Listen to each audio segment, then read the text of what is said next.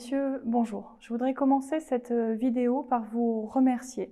Vous remercier de ce que vous avez fait dans le contexte de la continuité pédagogique pendant la période de confinement et vous remercier maintenant pour ce que vous faites dans le contexte de la réouverture des écoles, des collèges, des lycées.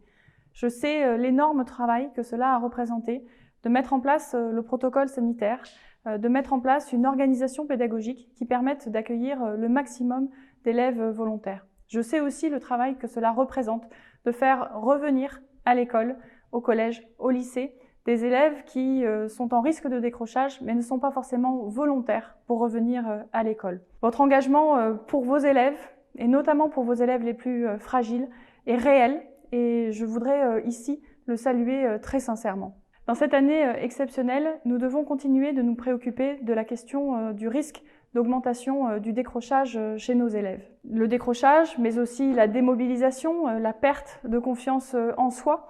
Vous retrouvez vos élèves, vous retrouvez certains de vos élèves et vous voyez dans quel état ils sont, les activités qu'ils ont été amenés à faire aussi pendant la période de confinement. Certes, ces activités liées à la continuité pédagogique, mais aussi beaucoup de temps qui n'étaient pas des temps constructifs pour les apprentissages.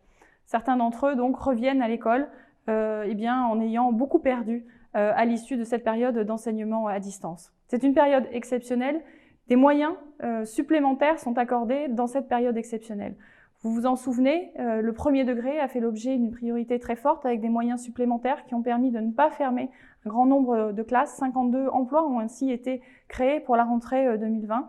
Et aujourd'hui, ce sont des moyens supplémentaires qui sont donnés pour le premier degré encore et pour le second degré dans le cadre de l'extension du dispositif École ouverte dans le contexte de l'opération Vacances apprenantes. École ouverte, vous connaissez pour la plupart d'entre vous ce dispositif.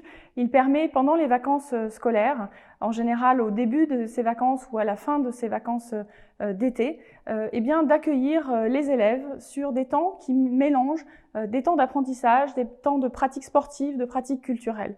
Ce sont des temps qui sont aussi construits la plupart du temps en partenariat et qui ne mobilisent pas seulement les personnels de l'éducation nationale. Ce sont aussi, bien sûr, pour les personnels qui s'engagent pendant leurs vacances, la possibilité d'être rémunérés pour faire ces activités-là.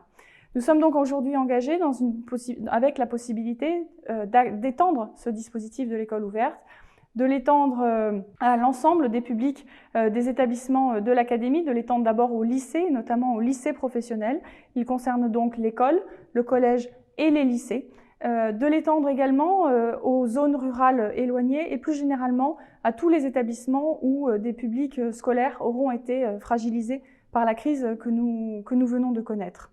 L'extension du dispositif École ouverte constitue selon moi un élément de la préparation de rentrée de septembre 2020 parce qu'il va permettre à certains élèves, aux plus fragiles d'entre eux, de reprendre confiance en eux, de reprendre pied dans les apprentissages, de retrouver le chemin de l'école, du collège ou du lycée de manière progressive et dans un cadre qui va leur permettre de reprendre confiance en eux. Cette extension du dispositif École ouverte est donc une opportunité exceptionnelle et je vous remercie de ce que vous pourrez faire pour assurer son plein déploiement dans l'académie.